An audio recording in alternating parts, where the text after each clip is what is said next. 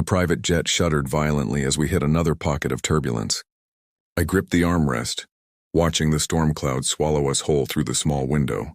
My phone buzzed with another message from Victoria. "Safe travels, darling. Can't wait to celebrate your big win tonight. Love you." I smiled, thinking about her waiting for me at our penthouse in Manhattan. 3 years of marriage, and she still made my heart race. The $329 million inheritance from my uncle had just cleared that morning. Money I'd promised to use for our dream, a foundation to help underprivileged children get quality education. "Mr. Morrison, we're experiencing some technical difficulties." The pilot's strained voice crackled through the intercom. "Please remain." The rest of his words were lost in a deafening explosion. The cabin filled with smoke. The jet lurched sideways, and suddenly we were spinning, falling, plummeting through the darkness. My last coherent thought was of Victoria's face, her auburn hair catching the morning sunlight, before everything went black. I woke up 3 days later in a fishing village in the Philippines, my body broken but breathing. An elderly fisherman named Carlos had pulled me from the wreckage that washed ashore. The other 4 people on that plane, my pilot, co-pilot, and 2 business associates, weren't so lucky. "You were dead, senor," Carlos said in broken English, his weathered hands changing my bandages. "No pulse for many minutes. But my daughter, she knows medicine. She brought you back. My phone, wallet, everything was gone. No identification. The world thought I was dead, and in many ways I was. My spine was fractured, my left leg shattered. The doctors in the small clinic said I'd never walk properly again. But they didn't know about the inheritance, about the determination that had driven me from poverty to building a tech empire worth billions. Over the following months, I focused on one thing: survival. Carlos and his family nursed me back to health, asking for nothing. I couldn't contact Victoria, not yet. Not until I was whole again. The news reports Carlos showed me on his old tablet were devastating. Victoria's tears at my memorial service, her black dress, the way she touched my photograph like she could bring me back through sheer will. But there was something else in those articles that caught my attention. Richard Ashford, my former business partner, the man who'd tried to push me out of my own company 5 years ago, was suddenly everywhere. At charity events, at Victoria's side, offering support to the grieving widow, the tabloid said. A year passed, then 2. I underwent experimental surgery in Bangkok, funded by liquidating hidden cryptocurrency assets only I knew about. I built myself back up, not just physically but financially. Using my knowledge and the inheritance that was legally mine, I started investing anonymously through offshore accounts. Every business decision I made turned to gold. That $329 million became $800 million, then $1.2 billion. In the 3rd year of my resurrection, I finally looked in the mirror and saw someone whole again. Different, harder, scarred, with a limp I'd never fully shake, but alive. More alive than I'd ever been. That's when I hired a private investigator to check on Victoria. The report came back 3 days later. My hands trembled as I read it in my hotel room in Singapore. Victoria had remarried to Richard Ashford. They were living in my penthouse. He was running my company, the one I'd built from nothing. And according to financial records, he'd been systematically draining the inheritance meant for our foundation, funneling it into personal accounts. The rage that filled me wasn't hot, it was cold. Calculating, precise, Richard thought he'd won. He thought he'd taken everything from me. My wife, my home, my legacy, my fortune. He thought the crash had been an unfortunate accident that cleared his path to everything he'd ever wanted. But he was wrong about one thing: I wasn't dead, and I was coming home. The Manhattan skyline glittered like broken glass scattered across black velvet as my car pulled up to the Morrison Tower, the building that still bore my name, even if everyone believed its founder was dead. I sat in the back seat of the Mercedes, watching employees filter out after their workday, none of them recognizing the ghost studying them through tinted windows. "Are you sure about this approach, Mr. Morrison?" My lawyer, Patricia Chen, asked from beside me. I'd hired her precisely because she was ruthless enough to handle what was coming. We could take the legal route first, reclaim everything through the courts. Richard would have months to hide assets, manipulate records, and spin the narrative. I replied, my eyes fixed on the building's entrance. No. He needs to know I'm alive before he knows I'm coming for him. Fear is a powerful motivator. It makes people sloppy. I'd spent the last 6 months building an airtight case. The inheritance was still legally mine. Death certificates could be overturned with proper documentation, and I had plenty. My marriage to Victoria had never been legally dissolved since I'd never been officially declared dead beyond the initial presumption. The company shares in my name, also still mine. Richard had been operating under power of attorney documents that were now void. But more than that, I'd discovered something far worse than simple greed. The plane crash hadn't been an accident. "Show me the evidence again," I said. Patricia pulled out her tablet displaying the forensic reports I'd commissioned. "The maintenance records were falsified 3 days before your flight. The fuel system had been tampered with, designed to fail catastrophically at altitude. The investigator who originally examined the wreckage noted irregularities but was removed from the case. Who paid him off? A shell company. Took 3 forensic accountants 4 months to trace it, but it eventually leads back to Richard Ashford's private accounts." My hands clenched into fists. He'd tried to murder me, and when I'd miraculously survived, he'd swooped in to comfort my grieving wife, to steal my fortune, to erase me from existence. "There's more," Patricia continued, her voice careful. "Your wife, Victoria, we've been monitoring her communications as you requested. There's no evidence she knew about the sabotage. But she and Richard were having an affair 6 months before the crash. Email evidence, hotel records, burner phone logs. I'm sorry, sir. The pain that lanced through my chest was worse than anything I'd felt in that fishing village. Victoria had betrayed me before I'd even left the ground. Had she known what Richard planned? Had she wanted me dead? "Keep digging," I said quietly. "I need to know how deep this goes." Over the next week, I began my haunting. I attended a gala at the Metropolitan Museum, one of the charities my foundation was supposed to support, wearing a perfectly tailored suit and clear lens glasses that slightly altered my appearance. I'd lost 40 pounds since the crash and gained it back as pure muscle. My face bore scars along my left temple, and I walked with a distinguished limp. I was recognizable if you looked closely, but different enough to create doubt.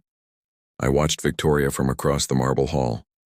She wore a red gown that I'd bought her for our 2nd anniversary. Her hair was shorter now, styled in an elegant bob that made her look sophisticated but cold. Richard stood beside her, his hand possessively on her lower back, playing the role of devoted husband while schmoozing with Manhattan's elite. "The foundation has raised over $12 million this year," I heard Richard tell a group of potential donors, his voice carrying across the space. "Victoria and I are committed to honoring James Morrison's legacy by ensuring underprivileged children receive the education opportunities he dreamed of." The audacity, the sheer breathtaking audacity. I approached their circle slowly, timing my arrival perfectly. "Fascinating," I said, my voice slightly rougher than it had been, shaped by years of pain and cigarettes I'd taken up in the village. "Tell me, how much of that 12 million actually reaches the children?" Richard turned, his practiced smile already in place, until his eyes met mine. The color drained from his face like water from a broken glass. His mouth opened, closed, opened again. No sound came out. "You look like you've seen a ghost," I said softly, smiling. Victoria's champagne flute slipped from her fingers, shattering on the floor. "James?" she whispered, her hand flying to her mouth. No, you're dead." "Reports of my death," I said, locking eyes with Richard, "were greatly exaggerated." "Hello, Richard. I believe you're living in my house, sleeping in my bed, running my company, spending my money." I stepped closer, watching him stumble backward. "Did you really think that explosion would be enough to erase me?" His face went from pale to gray. The crowd around us had gone silent, phones already out, recording every second. "This would be viral within the hour. How did you—" Richard started but couldn't finish. "Survive?"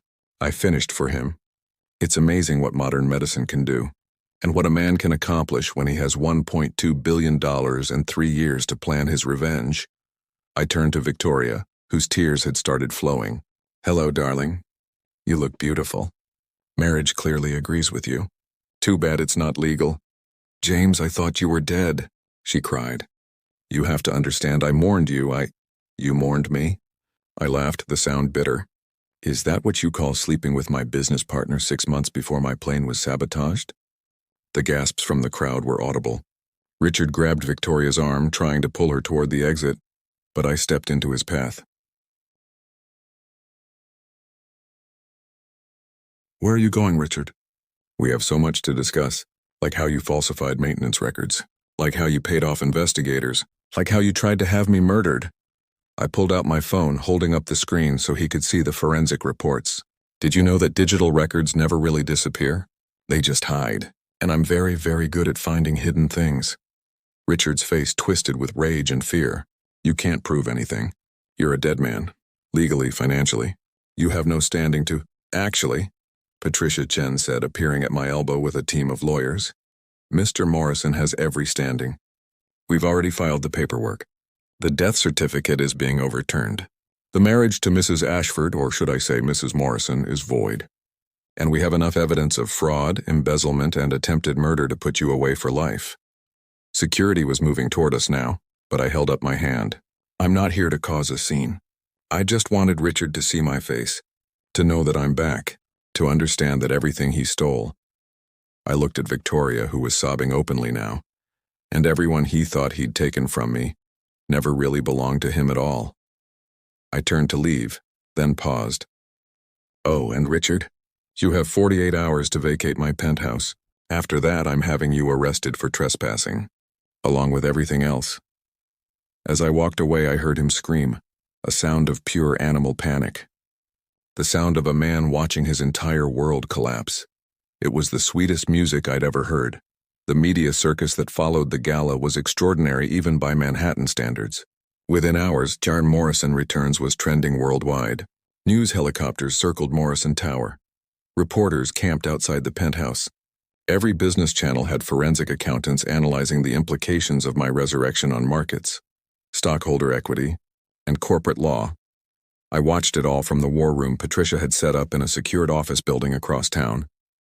Banks of monitors showed different news feeds, social media streams, and live surveillance of Richard and Victoria's movements. They're panicking, Patricia said, pointing to one screen showing Richard's lawyer entering the penthouse for the third time that day. His legal team is scrambling to find any angle, any loophole. But there isn't one. You're alive, you have documentation, and the will is clear. What about Victoria? I asked, surprised by the hollowness in my voice when I said her name. Patricia pulled up another file. Her lawyer contacted us this morning. She wants to talk to you privately. No. James, I said no. I stood, walking to the window overlooking the city. She made her choice 3 years ago. Before the crash, Patricia. She was sleeping with him while I was planning our future, while I was promising her we'd change lives with that inheritance. I pressed my palm against the cold glass. She doesn't get to explain now. The DA wants to know if she'll be charged as an accessory. That stopped me. Could I do that? Could I watch Victoria, the woman I'd loved enough to marry, to build a life with, go to prison? What does the evidence show? Patricia hesitated. Email records indicate she knew about Richard's plans to push you out of the company. She knew he was sabotaging business deals, undermining your authority with the board. But the plane crash? She shook her head. We haven't found anything connecting her to that. Every communication suggests she was genuinely shocked by your death, so she just wanted me destroyed professionally, not literally dead. It appears that way, I laughed, but there was no humor in it. How generous of her. Over the next 2 days, Richard made his move. Instead of vacating the penthouse, he barricaded himself inside and released a statement through his lawyers, claiming I was an imposter, that the real James Morrison had died in the crash, and that this was an elaborate con to steal his wife and fortune. He's desperate, Patricia said, reading the statement on her phone. This won't hold up. We have DNA evidence, fingerprints, dental records, retinal scans. He doesn't need it to hold up, I interrupted, understanding Richard's play. He needs it to buy time. Time to move assets, destroy evidence, disappear if necessary. We've frozen all accounts connected to him. He's smart. He'll have hidden money we haven't found yet. I made a decision. We're going to the penthouse tonight. Patricia started to protest, but I silenced her with a look. This ends now. I want to see his face when he realizes he's lost everything. I want him to understand what he took from me and what I'm taking back. At 11 p.m., we arrived at Morrison Tower with NYPD detectives and a court order for Richard's arrest. The building manager, who'd worked for me for 15 years, nearly fainted when he saw me.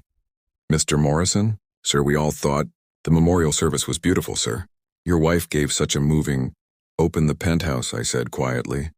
Richard Ashford is about to have a very bad night. We rode the private elevator in silence. My heart hammered against my ribs, the first time I'd felt truly nervous since stepping back onto American soil. Behind that door was everything I'd lost. My home, my possessions, the life I'd built, and the man who'd tried to erase me from existence. The elevator doors opened directly into the penthouse foyer. Everything looked the same but wrong, like a museum exhibit of my life curated by someone who didn't understand it. My art was still on the walls, but different pieces had been added.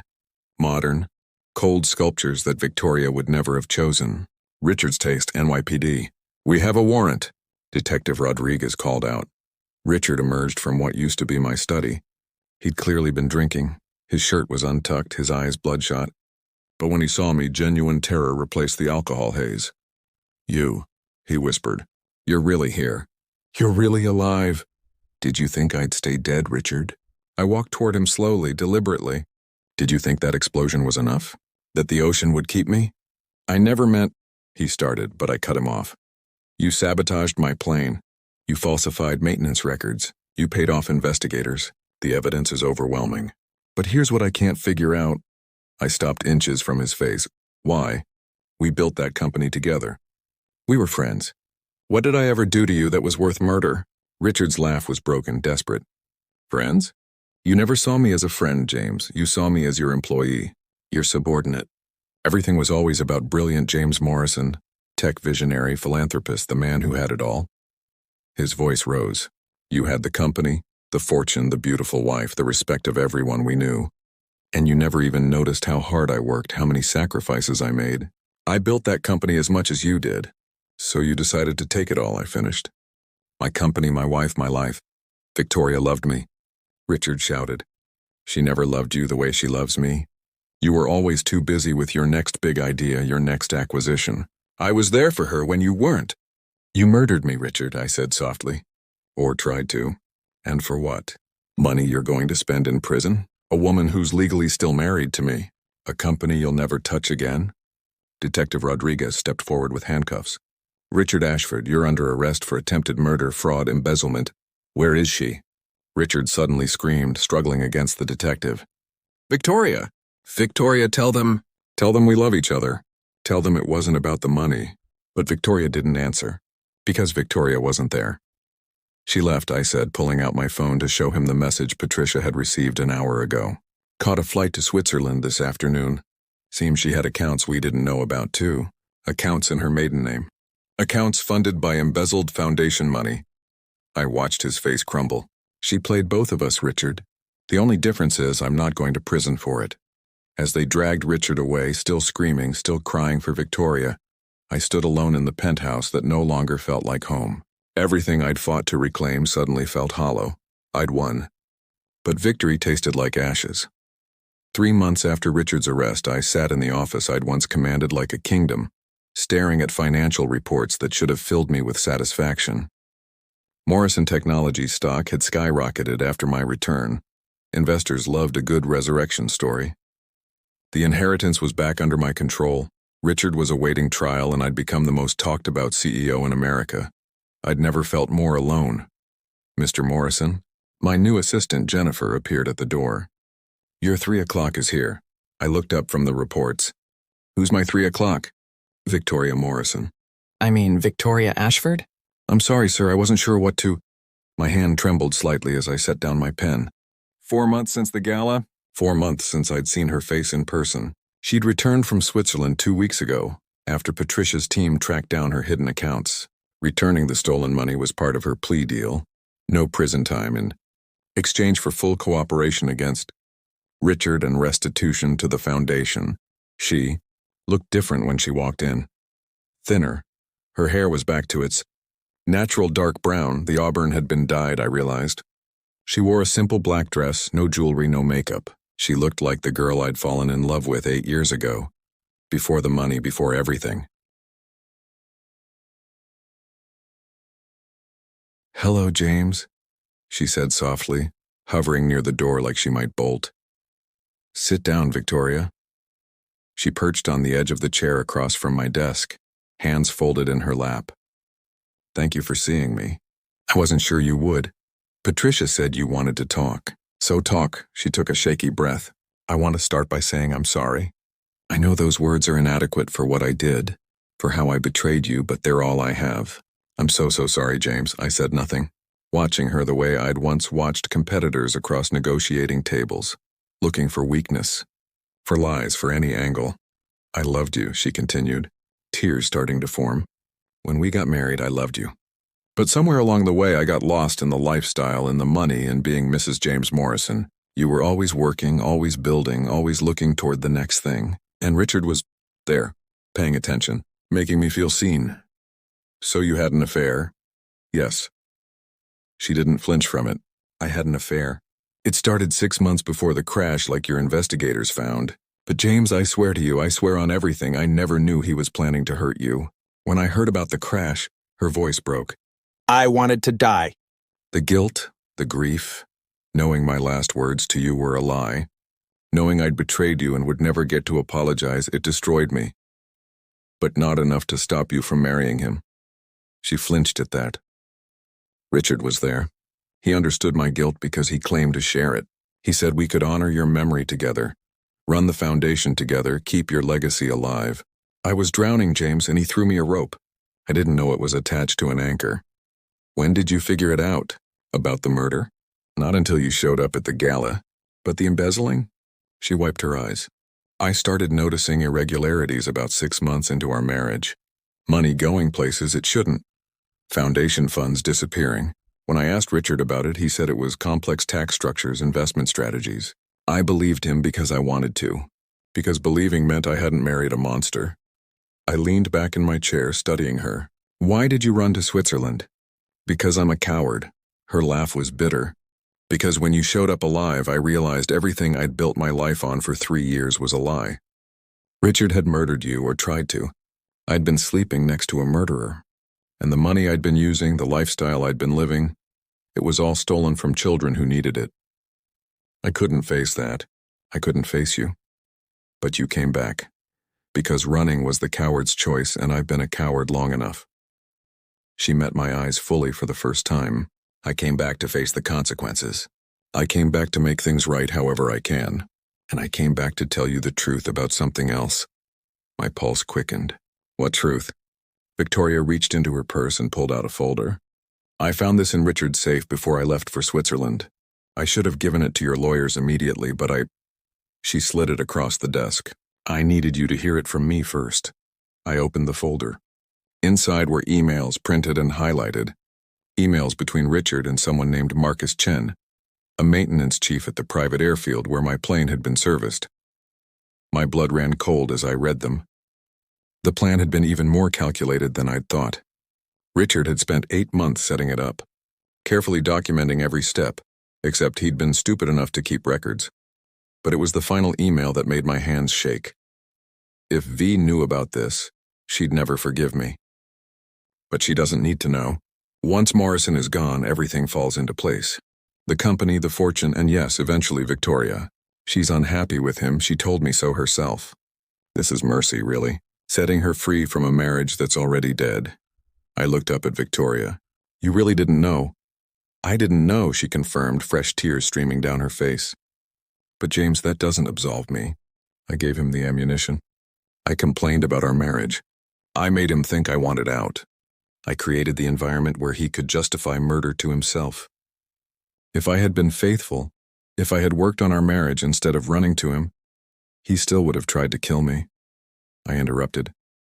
Maybe not for you, but for the company. For the money. For the recognition. Richard was always hungry for what I had. You were just one more thing on his list. We sat in silence for a long moment. Outside my window, Manhattan buzzed with life. People who had no idea that up here 2 former lovers were trying to find a way forward through ruins. What happens now? Victoria finally asked. You fulfill your plea agreement. You testify against Richard. You work with the foundation to make restitution, and us? I wanted to hate her.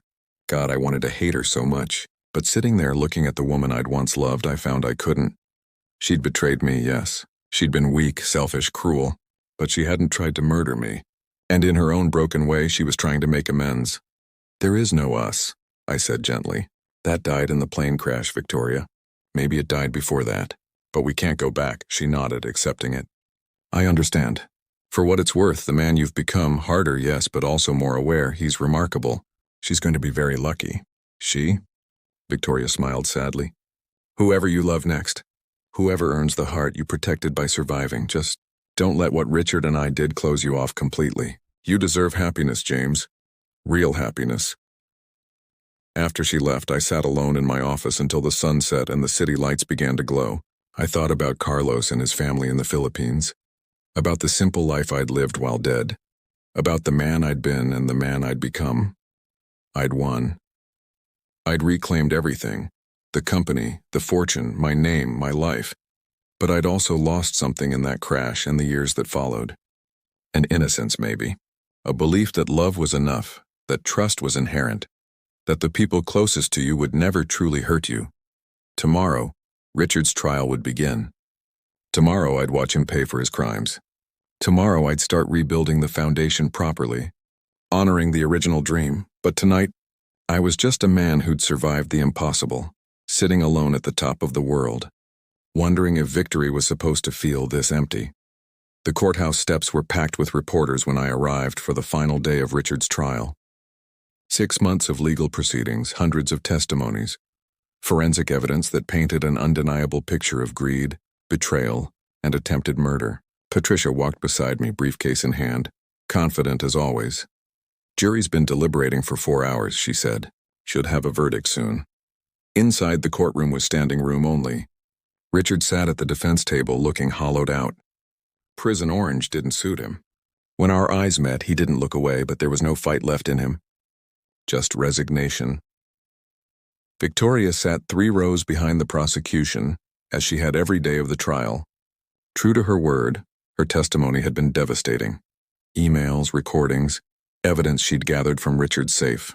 She'd burned every bridge to give those children back what had been stolen from them. All rise, the bailiff called. The jury filed in. I watched their faces, reading the verdict before it was spoken. Guilty. It was written in every expression, every avoided glance toward the defense table. The 4 women stood. In the matter of the people versus Richard Ashford, on the count of attempted murder, we find the defendant guilty. The words continued. Guilty on all counts. Fraud, embezzlement, conspiracy. The sentence would be life, effectively. Richard would die in prison, his name forever synonymous with betrayal. I waited for satisfaction, for joy, for the sense of justice served. Instead, I felt tired. After the verdict, I didn't stay for the sentencing hearing. I'd seen enough. Patricia could handle the rest. I walked out of the courthouse into the afternoon sun, ignoring the shouted questions from reporters, and got into my car. Where to, Mr. Morrison? My driver asked. The foundation office. The Morrison Foundation headquarters occupied a renovated warehouse in Brooklyn. We'd moved it out of Manhattan deliberately. I wanted it to be about the work, not the prestige. Inside, 50 staff members worked on programs that would reach over 10,000 children this year. Scholarships, after-school programs, technology centers in underserved communities. Everything I dreamed about during those late nights with Victoria, planning our future. My director of operations, Marcus Williams, met me at the door. Mr. Morrison, we saw the verdict. Justice served? Justice, I repeated, tasting the word. Marcus, walk with me. We toured the facility, bustling offices, walls covered with photos of kids we'd helped, thank you letters pinned to bulletin boards. Real, tangible good coming from the ashes of betrayal. How much did we recover? I asked. From Richard's embezzlement? About 40 million. From Victoria's accounts, another 12 million. Combined with your new contributions and fundraising, we're fully capitalized for the next decade. We can expand into 15 new cities next year. 15 cities. Thousands more children. Lives changed because I'd survived, because I'd fought back, because I'd refused to let death or Richard Ashford have the last word. I want to start something new, I said suddenly. A mentorship program. Pair kids from our foundation with business leaders, tech innovators, entrepreneurs. Not just money, access, opportunities, the things I had to fight for handed to them earlier. Marcus grinned. That's brilliant. I'll draft a proposal. One more thing. I want to offer Victoria a job. He stopped walking. Sir? She knows this foundation as well as anyone. She helped design half our programs. Yes, she stole from us, and yes, she's paying that back. But she also came back when she could have run. She testified. She's trying to make amends. I looked at a photo on the wall. A little girl holding a certificate, beaming. Everyone deserves a chance at redemption, Marcus. Even people who've failed spectacularly.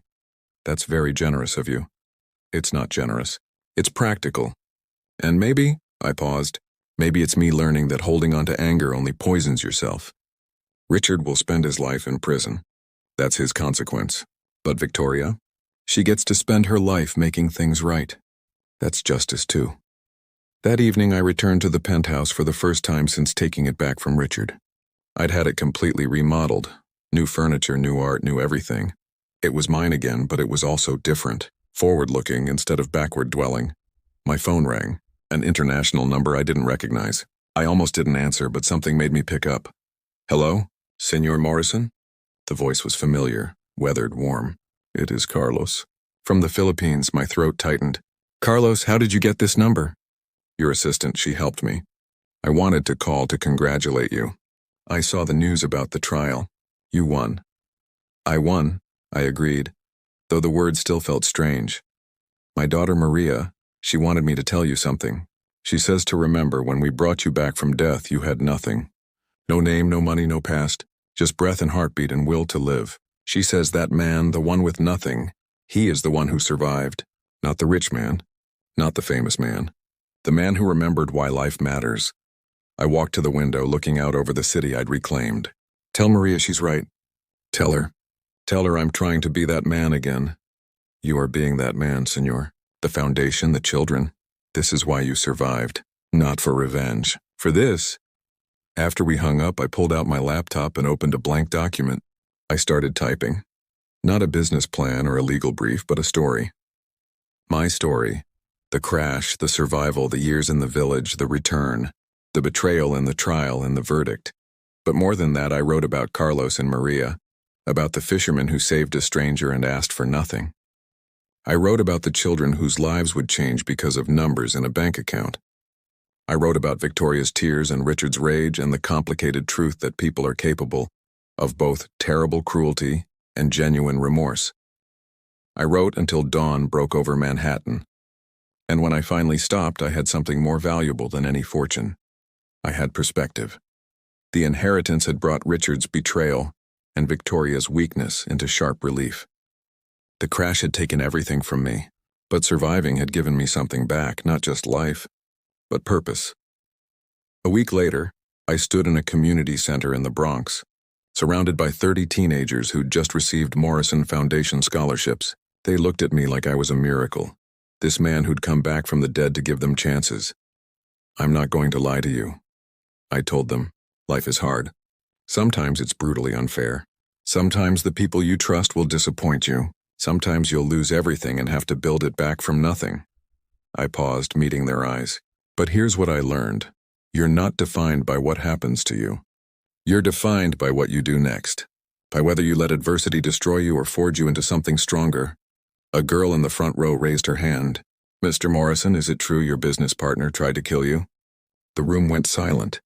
These kids had read the news stories. They knew my history. Yes, I said simply. He did. Do you hate him? I considered the question carefully. Did I hate Richard? He'd tried to murder me, stolen from children, manipulated everyone around him. By any measure, he deserved my hatred. I admitted. For a long time, hatred was what kept me going. But hatred is heavy. It takes up space in your heart that could be used for better things. Like gratitude for being alive. Like joy in helping others.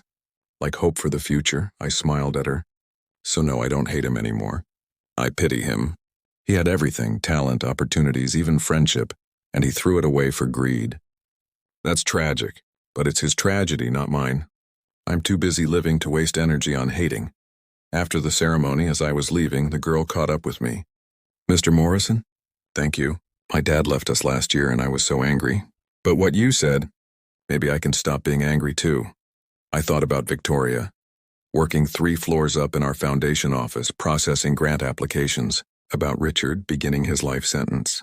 about Carlos fishing in Philippine waters, about all the lives that had touched mine and been changed by it for better or worse. You can, I told her. Anger is useful sometimes. It motivates you, protects you. But forgiveness, real forgiveness, that's power. That's freedom. She hugged me, this child I didn't know, and walked away with her scholarship letter and maybe, just maybe, a little less weight on her shoulders. That night, I returned to the penthouse and looked at the document I'd been writing. My story, our story, all of us tangled together in this improbable tale of death and resurrection, of betrayal and redemption. I'd inherited $329 million and died in a plane crash. I'd survived against impossible odds and returned to find everything stolen. I'd faced my would-be killer and reclaimed my empire. But the real inheritance wasn't the money. It was the lesson that survival demands more than just breathing. It demands purpose. That wealth means nothing if you're not using it to lift others. That forgiveness doesn't excuse wrongdoing, but it frees you from being defined by someone else's crimes.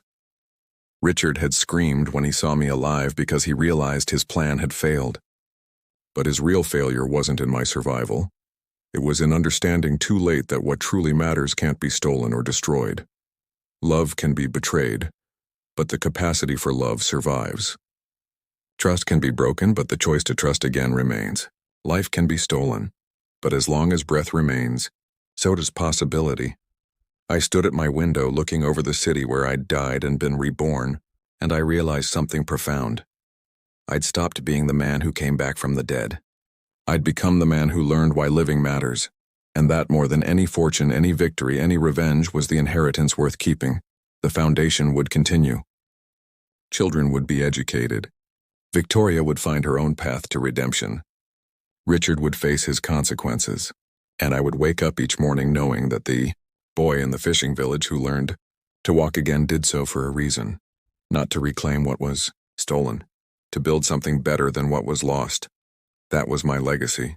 That was my victory. That was finally enough.